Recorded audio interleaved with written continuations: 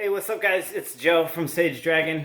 Here to elaborate on another question that we've sourced, which is where to start. Where to start with fitness? Where should you get started?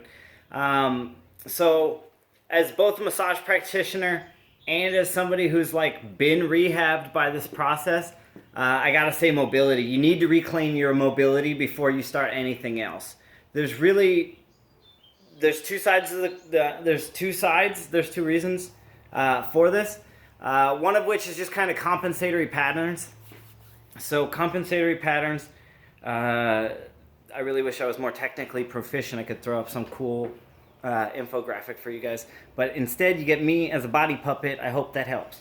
So a good example of a compensatory pattern is a lot of people have a forward head posture when they walk, right? They kind of like, it's almost like their body's only purpose is to transport their ego from meeting to meeting, right? Because they kind of walk like this.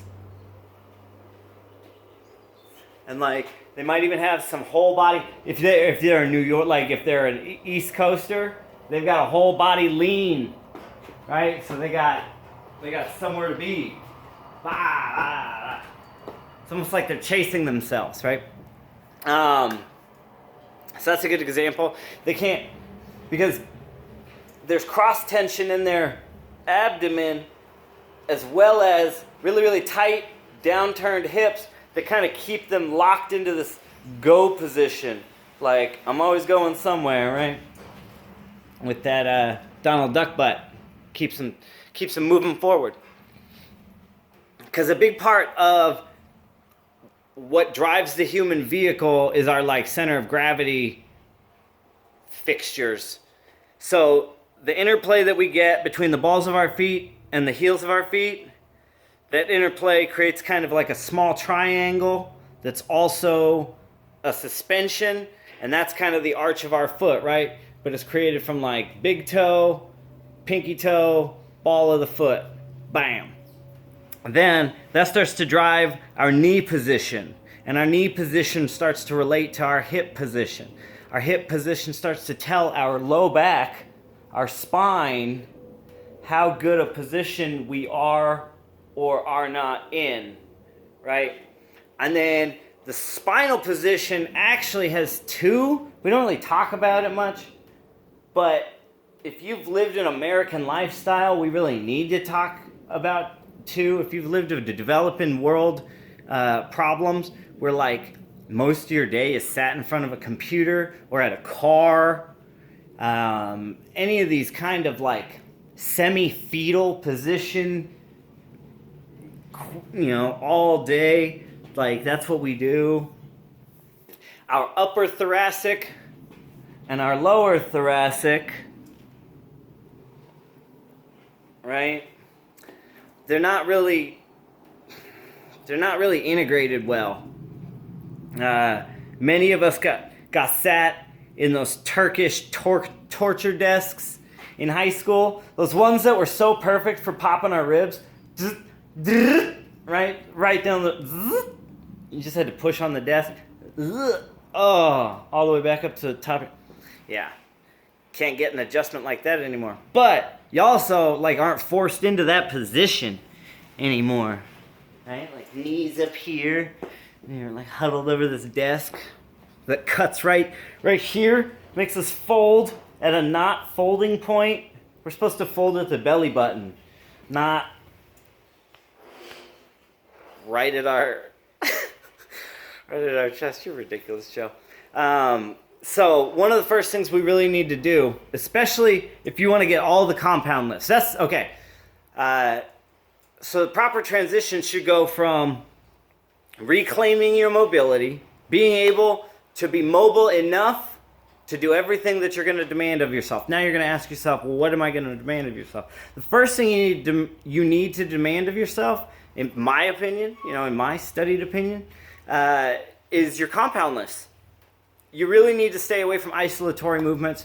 I will say this, isolatory movements are good for three populations, right? Population one,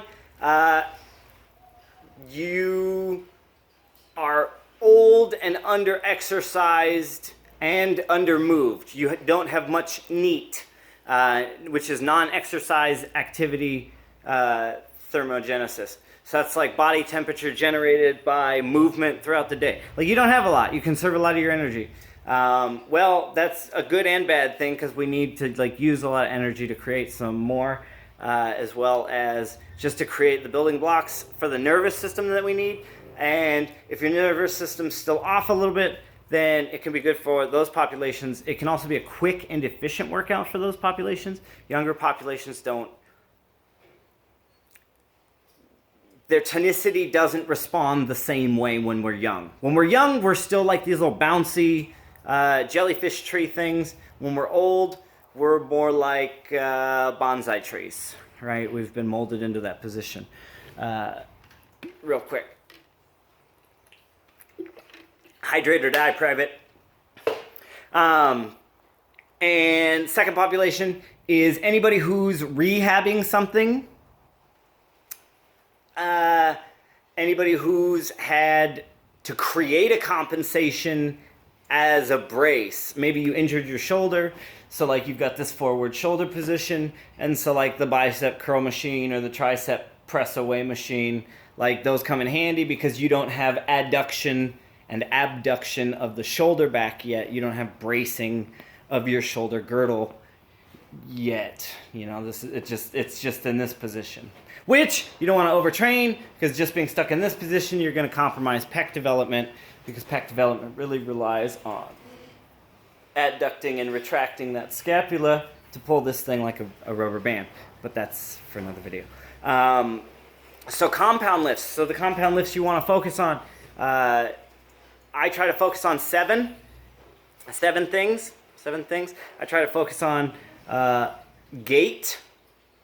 That's just my basic walking gait. You need to always be making sure that your gait is not getting worse as your activity level increases, especially as you start to do more anterior exercises, more intentional closing